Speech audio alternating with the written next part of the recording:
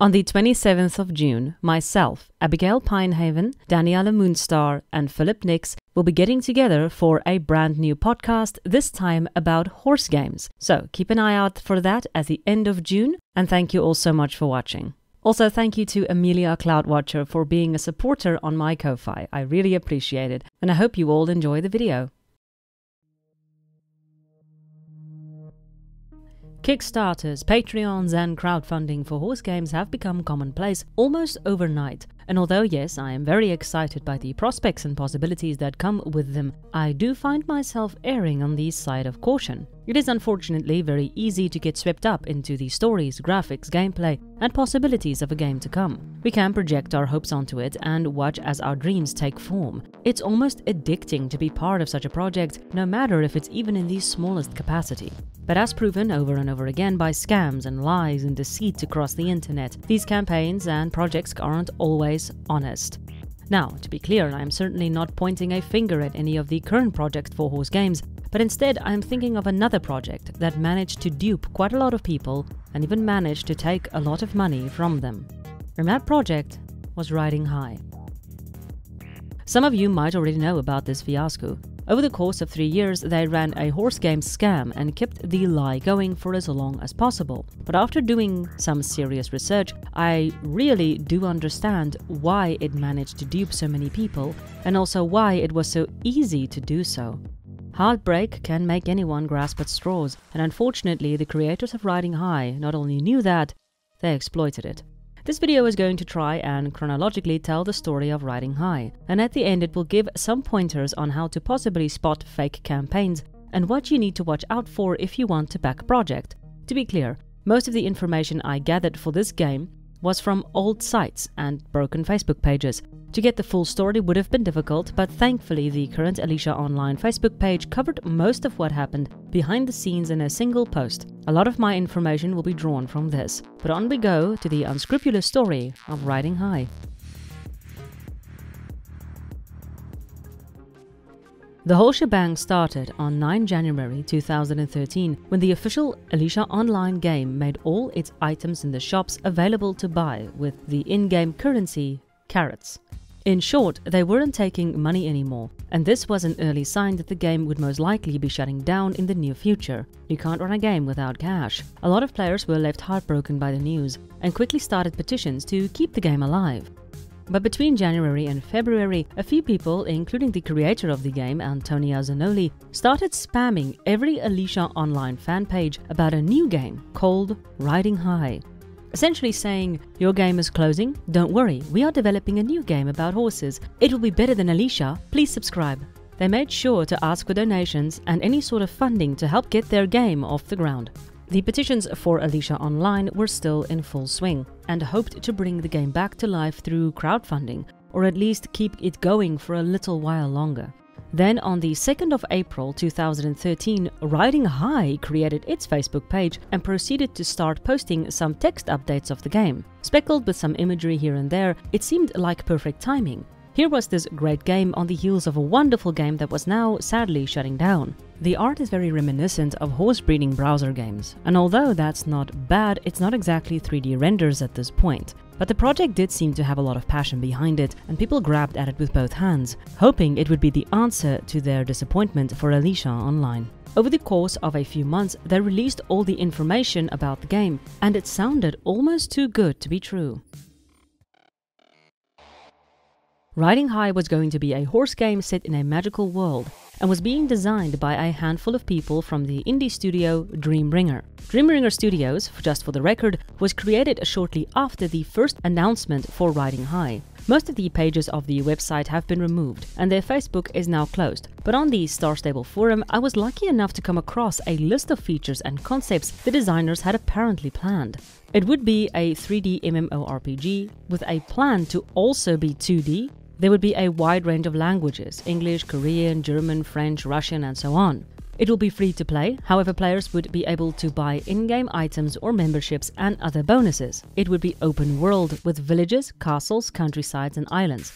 There would also be a day and night cycle, changing weather. There would also be shops and horse auctions to get new horses. And you can sell or buy horses depending on your level. You would have a home stable, which you would be able to decorate, change and edit as you saw fit. You would also have an arena where you could set up unique jumping courses for training, or you can just train at the riding hall. Your horses could be put in a stable or in a pasture, and the stables along with the tack would have to be cleaned and taken care of. Horses could be ridden bareback and they didn't need to have shoes, and you could decorate their manes and tails. Daily tasks would include training foals, cleaning out stables, and of course story quests. Dressage, show jumping, trail racing, English riding, western riding, driving and carriage riding were all confirmed disciplines, as well as individual and team competitions. You could also camp out with your friends in the wilderness or alone. You could also swim with your horse and teach them silly or fun tricks. 4 breeds were confirmed for the first launch: Arabian, Icelandic, Andalusian and Shire, with other breeds to be added at a later date like Frisian, Thoroughbred, Appaloosa, Akaltek, Shetland Pony, Hanoverian, Haflinger and of course the Fjord. You'd be able to care, train, lunge, ride, dismount and lead your horse, and horses would have personalities. Personality types included angry, nervous or naughty. Your horses could also of course get tired and or injured. Breeding would also be part of the game. Genes would play a role which would directly affect size, appearance and stats. Stats in turn included things like speed, stamina and hit points. Foals would have a growth cycle and there would be some interaction with them, although nothing is specified in this post. Pets were also promised. Dogs would walk with you and guard you through dangerous areas. They also had skills that could help you find items. Pets that were planned included Pomeranians, Beagles, Chihuahuas, Marquesas and Basenjis. This game sounded almost too good to be true. But that is what we know about the game, or rather what was collected about the game. More elements seem to be missing, but overall this does paint a picture of an enormous game with a large scope and a lot of work that needed to be put in for it to come to any sort of fruition. The expectations were almost too high. Now, between April 2013 and October 2013, they would continue to promote the game, post images and photos of how the game might look one day. Unfortunately, no dated or definite records survive that I could find of this time period, but some images have survived that we can at least see why people would be pulled into the project so easily. On the 17th of October 2013, they created their Twitter page, and around that time they also created their website. The website had a welcome page and a spot on the left where you could donate money to the project to get a foal. The welcome page was written in German, but here is what it said after being translated. We bring you riding high, and thus a world in which everything your horse heart has longed for so long becomes possible. No more empty promises, AAA graphics, a huge selection of horse breeds, free realm, explore, build, experience. The MMORPG, your Christmas present for 2014. They clearly are making a promise here that the game would be ready to play in the next year. Then, on November 1st, 2013, they ran a live stream for questions and answers and also another chance for players to, of course, donate and receive rewards. Specifically, they would get foals that they would be able to then use in-game. But apparently they struggled for hours to get the live stream going, and when it finally did, apparently all that could be seen was a person wearing a bunny mask. I have heard of worse. On 19 December 2013, they opened an official Riding High YouTube page. They would promise a video update, but it would take some time before they would upload anything. On February 13, 2014, Alicia Online finally shut down, leaving a lot of people bereft of their favorite game, and in the background, Riding High was ready and waiting for them. In 2014, they started to get a lot more attention from both fans and some media outlets. A few videos were made introducing the game to a few new possible fans. There were fan-made trailers made up of all the images that had been released by then. And a couple of articles were written in June of that year stating Riding High might be the horse MMO you've been waiting for. Clearly, they got a lot more attention in 2014. But there is a reason for that. Riding High would often tell their supporters to find X amount of followers before they would add a new update or share a post. They essentially abused their audience passion, and many players would work hard to bring more followers to Riding High. All of these served to propel the game to a wider audience and ensured to stay relevant, but even as early as February 2014, skeptics started to creep in for the project and people were getting suspicious for the little progress of over a year's work. Despite the backlash, they continued to post updates. On 14 March 2014, they posted that they were also on top of designing a full-fledged MMO, writing a book series to go with it. E-books for the lore in short. They would post small excerpts from these books, quite poorly written, and they would run a small contest on the Twitter pages. players had to use the small piece of stories in their art. The winner would receive another foal. These small contests were held sporadically on the Twitter pages, giving out foals and game keys for when the game would finally launch. In March 2014, they asked what the players thought of the factions. These spelling errors occur throughout their social media pages and has become a bit of a joke for the Riding High Club. Their art also left little to be desired. On 14 July 2014, they shared a pic of their character concept. Although I sure as heck can't do better, the standard wasn't exactly encouraging for the game. Although they did have nice art before, so I don't know what happened here. On April 2014, the aforementioned video update was once again postponed, with no confirmed date given. One point we should mention is their reluctance to commit to any sort of publication date for either updates or the release of the game. This ensured they had no obligation to their supporters and didn't need to actually publish a game. On 18th April 2014, their website went down for maintenance.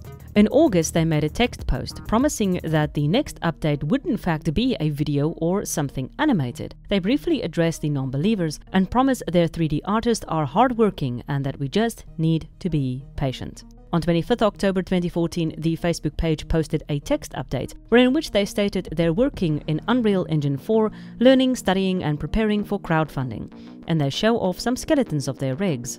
On the 30th October of the same year, they post the final still image and promise to share the animation video soon. By now, they'd been working on the animation video for 3 months in total. By November 8th, it appeared the website was still under some serious development and had not come back online since it went offline in April.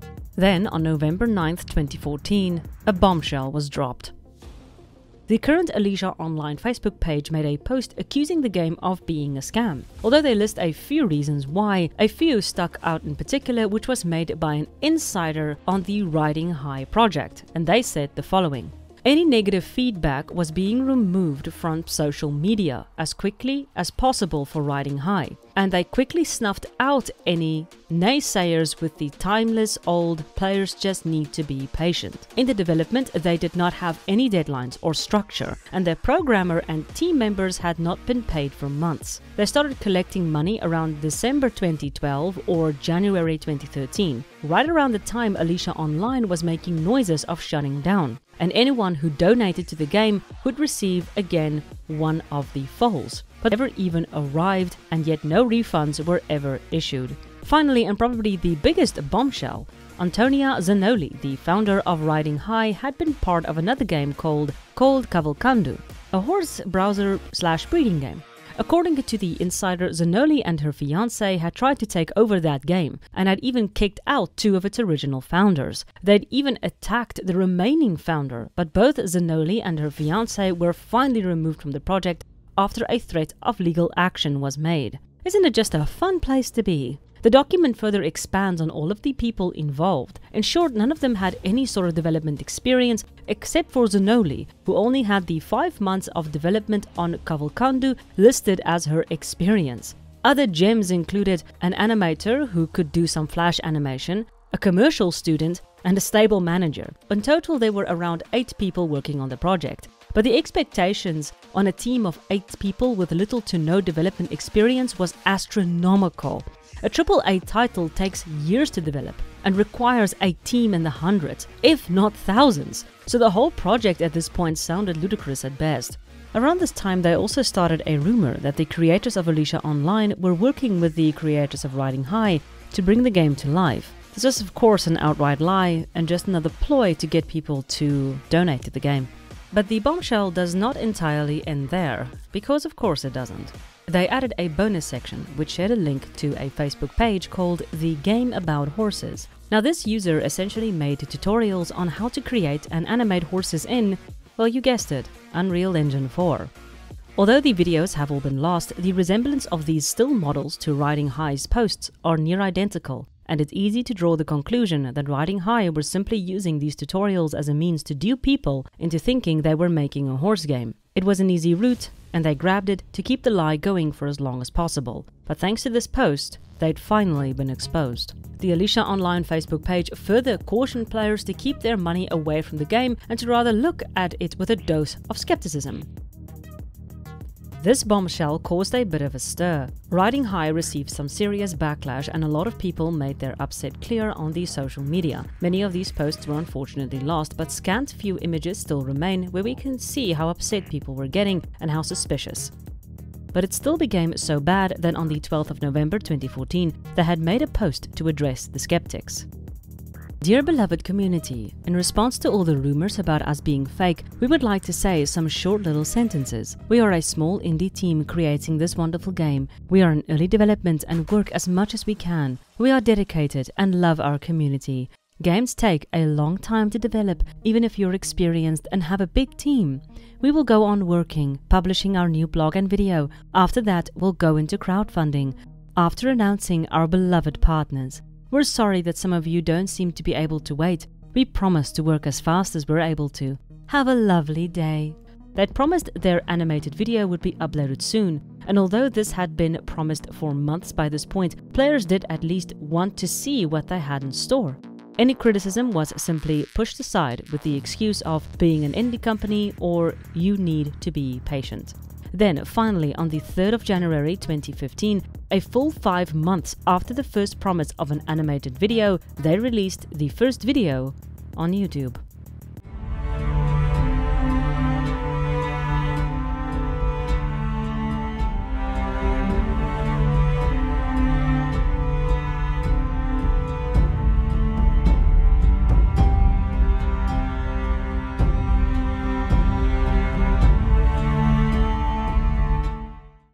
As you can see, it was not exactly the animation they'd promised.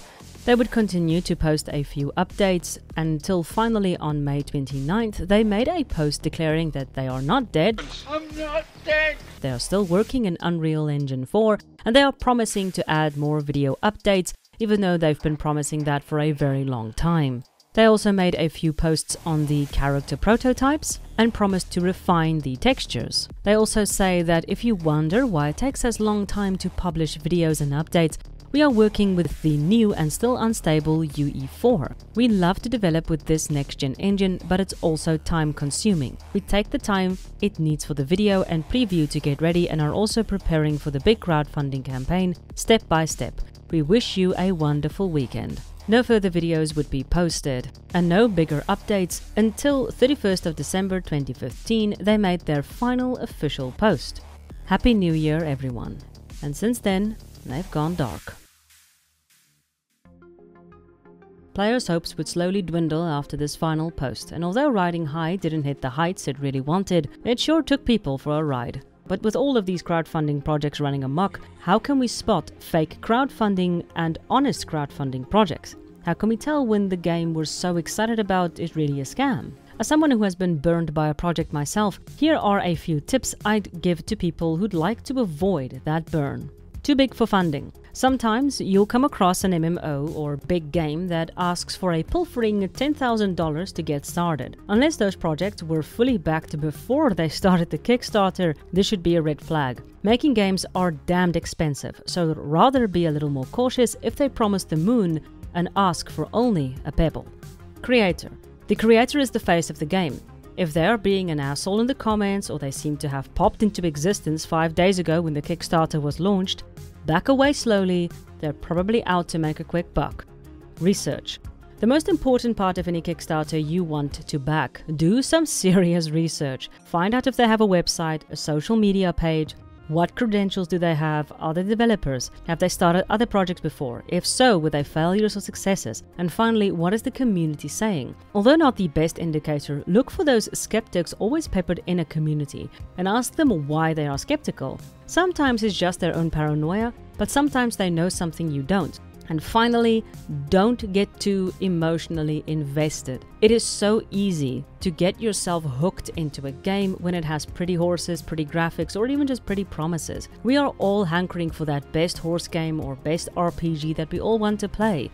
But always go into these Kickstarters with a clear head. Just shove away all the emotion, put that aside for a second and ask yourself objectively if this seems kosher. The people who got hooked into the story of Riding High were running on emotion. They were on the brink of losing their favorite horse game and they were desperate to find anything to fill the void. And those scammers knew that, and they still know it today. They know that we are susceptible to emotion and to get pulled into stories and graphics, because many of these fake games speak right to our hearts, especially when we've been hoping for something just like that, and the scammers know it. So just keep a cool head when you're thinking of backing a game, and always remember, if it sounds too good to be true, it probably is.